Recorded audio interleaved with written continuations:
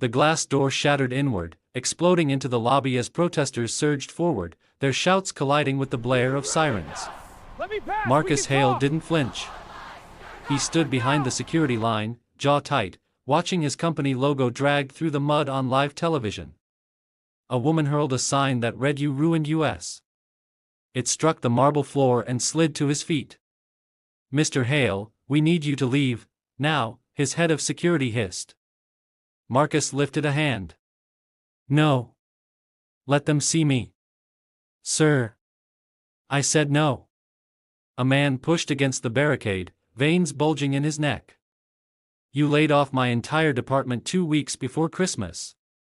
My kids don't eat promises." Marcus opened his mouth, then closed it.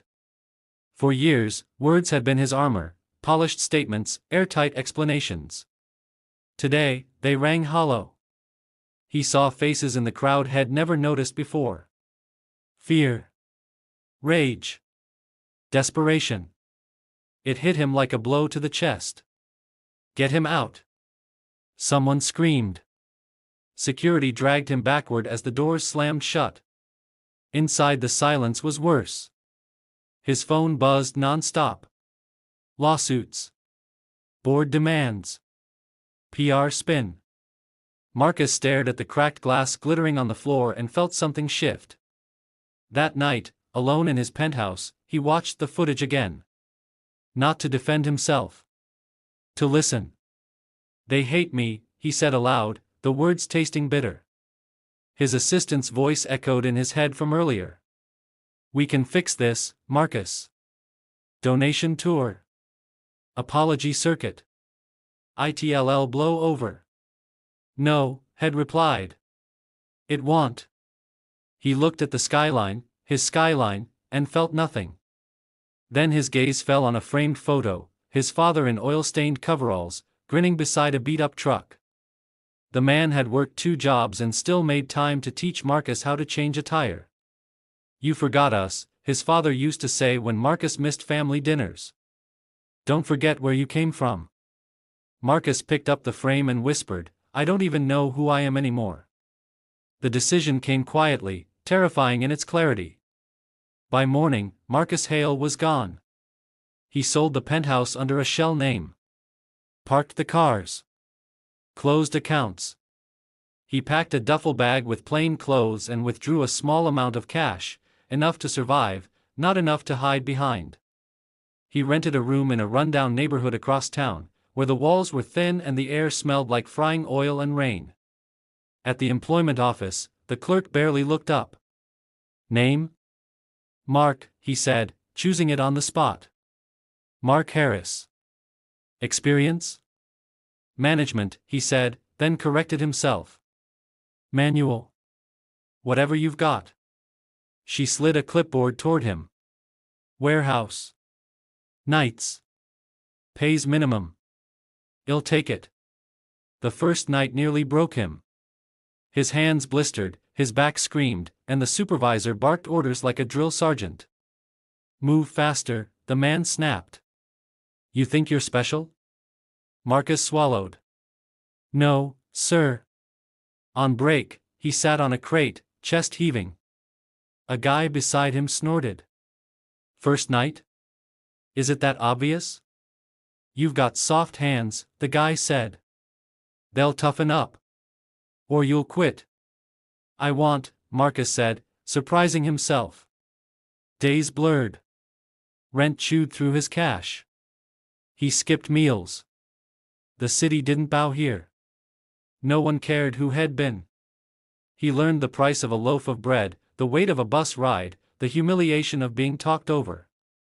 One rainy evening, he ducked into a small café to escape the cold. The bell chimed softly. The place was warm, cluttered, alive. A woman behind the counter looked up, her eyes sharp but tired. "Coffee?" she asked. "Yes," he said quickly. "Please." She poured, slid the mug across. "Name's Anna." "Mark." She eyed his soaked jacket. "Rough night?" "Every night's rough," he said, then winced at his honesty. She smirked. Welcome to the club. He came back the next night. And the next. Anna didn't pry. She talked about regular things, her double shifts, her little brother's school fees, the landlord who ignored leaks. One night, a man at the counter scoffed at Marcus' frayed shoes. You can't afford a pastry, don't stand there drooling.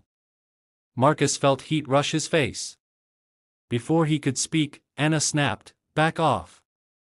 Or you're done here. The man grumbled and left. Marcus stared. You didn't have to do that. Yes, I did, she said, wiping the counter. People mistake silence for permission. Something loosened in his chest. Weeks passed. At the warehouse, a worker named Luis collapsed from exhaustion.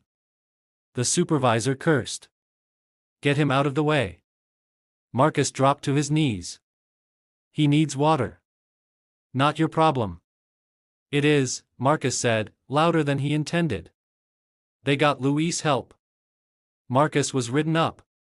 That night at the café, Marcus said, I used to think efficiency mattered more than people. Anna raised an eyebrow. What changed? He stared into his cup. I met the people. She studied him. You talk like someone who's fallen far. Maybe, he said. Or maybe I was always low and just didn't notice. Anna laughed softly. You're strange, Mark. I know. Outside, the rain hammered the windows. Inside, Marcus felt something unfamiliar, relief. For the first time, no one wanted anything from him. No leverage. No access. Just the truth as he could manage it. But the city has a way of circling back. One afternoon, a headline flashed on a TV in the café, Hale Industries announces new cuts. Anna's jaw tightened. My mom worked there, she said. They dropped her like she was nothing. Marcus' stomach twisted. I'm sorry. She looked at him sharply. You don't need to apologize for them. I know, he said, though the words burned. He wanted to confess. To say, it was me. I signed it. I didn't look at the names. Instead, he paid for his coffee with shaking hands and left. That night, alone in his room, Marcus pressed his palms to his eyes. I did this, he whispered. I did all of it. His phone buzzed, a private number had memorized. He didn't answer. Outside, sirens wailed. Somewhere, people were hurting because of choices he'd made with a pen that never bled. He lay back on the creaking bed and stared at the ceiling. If they hate me, he said to the dark, I'm going to find out why. And for the first time, he didn't reach for a way out. The rain followed him everywhere now, or at least that was how it felt to Ethan Hale. It soaked the shoulders of his thin jacket as he stepped off the bus 3 blocks from the shelter he'd been sleeping in. His shoes were already wet from a hole in the sole, but he didn't slow down. People didn't look at you kindly when you lingered in places like this. Inside his pocket, his phone vibrated. He stopped under a flickering streetlight and pulled it out. A single name glowed on the screen. Mara. He stared at it for a long moment before answering. Did you pick Lily up from school? Her voice asked immediately, tight with worry. Yes, he said. She's with me. There was a pause. Where are you? He glanced at the peeling paint of the bus stop sign, the graffiti, the trash, swirling in the gutter. Out. Ethan, she sighed. You promised. I know what I promised, he cut in, then softened his voice. I just needed time. You've had 6 months of time, Mara said. 6 months pretending to be someone else. You're not fixing anything like this. He swallowed. I am. I have to. People hate you because of what you did, she said. Not because you're rich. That's what I need to know, he replied quietly. Whether it's the money. Or me. She didn't answer. The line went dead. Ethan slipped the phone back into his pocket and kept walking. The shelter was loud that night. Someone was arguing near the entrance, voices sharp with desperation. Lily sat beside him on a narrow bench, swinging her legs. "Daddy," she whispered, tugging his sleeve. "Why do they shout so much?" "Because they're scared," he said. "And tired." She nodded, absorbing that like only a child could. "Are we scared?" He hesitated. "A little." She smiled at him anyway. "It's okay. I'm brave." His chest tightened. Later that night, after Lily fell asleep curled against his side, Ethan stared at the ceiling and thought about the man he used to be. The headline still echoed in his mind. Billionaire CEO crushes small businesses. Employees laid off without warning. A man who profits from suffering. He had dismissed them all once. Collateral damage, his board had called it. Necessary restructuring. Numbers on a spreadsheet. Now those numbers had faces. The next morning, he stood outside a small café, watching steam fog the windows. His stomach growled. He counted the few crumpled bills in his pocket and pushed the door open. The bell chimed. "Sit anywhere," a woman called from behind the counter. Her voice was calm, warm. Ethan looked up. She had tired eyes but a steady posture, her dark hair pulled into a messy bun. She wore an apron stained with coffee and something sweet he couldn't place. She smiled at him, not polite, not forced. Just real. "What can I get you?" she asked. He hesitated. "What's cheapest?" She didn't flinch. "Coffee's on the house today," she said. "Muffins too. They're from yesterday, but still good." He blinked. "You don't have to."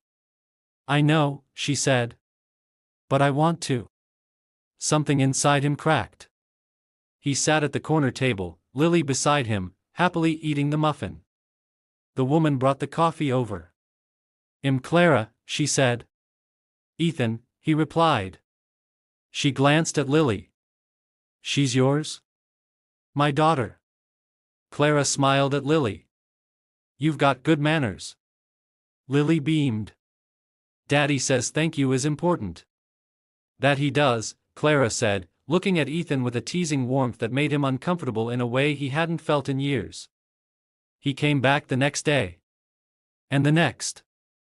He fixed a loose chair leg without being asked. He wiped tables when the cafe got busy. Clara didn't stop him. "You don't have to work for free," she said one afternoon. "I want to," he replied. She studied him. "You run from something." He stiffened. "Everyone is." "Maybe," she said. "But some people run with their heads down. Others look like they're waiting to be caught." He didn't know what to say to that. Over time, he heard stories. The old man who used to come in every morning before his shop closed after a buyout. The woman who lost her job when a company moved overseas. The bitterness wasn't loud. It was quiet. Deep. One night, a man at the counter recognized Ethan. "You look familiar," he said, squinting. "You ever work downtown?" Ethan's heart slammed. "No." The man shrugged. "Must be someone else." Clara watched him closely after that. "You okay?" she asked when the man left. "Yeah," Ethan lied. But the truth pressed in on him. Every laugh with Clara, every small kindness, felt borrowed. Stolen. He was building something honest on a lie. The breaking point came when Lily got sick. The clinic wanted money he didn't have. He stood at the counter, hands shaking. "I'll figure something out," he said. Clara stepped forward. "Put it on my tab." "No," Ethan said quickly. "I can't." "She's a child," Clara snapped, eyes flashing. "And she's burning up." He looked at Lily, pale and weak, and nodded. That night, as Lily slept under borrowed blankets, Ethan sat outside the clinic, head in his hands. "I didn't plan this," he whispered to the dark. "I didn't mean to hurt anyone." Clara sat beside him. You don't sound like a bad man. He laughed bitterly. Everyone I've ever worked with would disagree. Then maybe they didn't really know you, she said. He almost told her everything right then. Almost. But redemption, he was learning, wasn't a moment. It was a reckoning. Ethan didn't sleep that night. He sat in the narrow chair beside Lily's bed, listening to the slow, steady rhythm of her breathing. Every rise of her chest felt like a fragile promise. He replayed Clara's words again and again in his mind. You don't sound like a bad man. If only that were enough. By morning, Lily's fever broke. When her eyes fluttered open, she smiled weakly at him. Daddy, I feel better. Relief hit him so hard his vision blurred. He kissed her forehead. You scared me. I'm okay, she said. Miss Clara was nice. He nodded, unable to trust his voice. Outside the clinic, Clara leaned against the wall, arms folded. She's strong, she said. She is, even if you never forgive me. She turned away. I need time. Days passed. Then weeks. Ethan stopped hiding. The press exploded when he resurfaced, not in a tailored suit but in worn clothes, standing outside a community center he'd just funded. I failed people, he said into the microphones. I forgot that businesses are built on human lives. I won't forget again. Some called it a stunt. Others called it overdue. Clara watched from the café TV, arms crossed, heart conflicted. One evening, Ethan walked in, alone. The bell chimed like always. She met his gaze across the room. I'm not here to ask for anything, he said quietly. Just coffee. If that's okay. She poured it herself and set it down. You know, she said, people still hate you. I know. Some always will. I know. She studied him. Why keep trying? He smiled sadly. Because Lily deserves a father who doesn't run. And because maybe one day, I'll deserve the life I almost destroyed. She sat across from him. My dad used to say redemption isn't about erasing the past, she said. It's about refusing to repeat it. That's wise, Ethan said. He was, she replied. They sat in silence, not awkward, not easy. Just honest. Outside, the rain began to fall again. But this time, Ethan didn't feel like it was following him. For the first time in a long while, it felt like washing something clean.